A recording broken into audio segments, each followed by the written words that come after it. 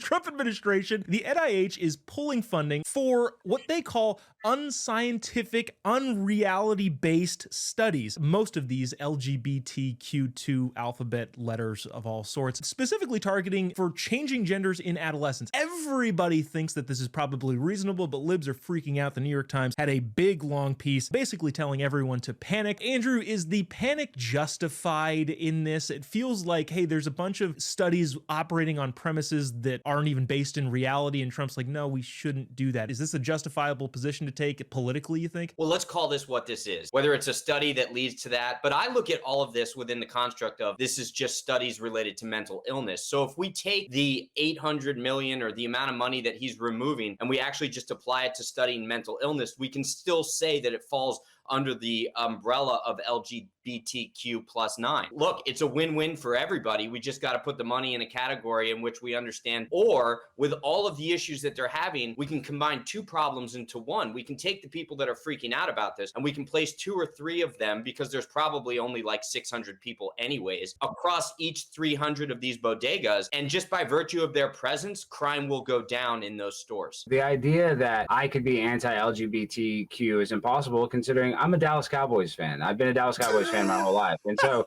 there's no bigger amount of gay pride that I could have, than that. So for the LGBTQ mafia to come after me, it just shows you that they don't really know the real Alex. So if you really ask me when it comes to all this trans stuff, there was a medical application a long time ago, and I do a lot of these debates. There are very few amount of people that are born intersex. And when that is the case, you do want to affirm their gender at a young age. We don't really need many studies. Unless that's the case, if you're under 18 and you're not born intersex, it should be illegal. Like, they don't even need to do studies. They should be like studying cocaine or studying murder. I mean, it's just saying we don't need to do a study. We already know that if you're under 18 and you're cutting off your genitals, you're making a lifelong decision that you're going to regret.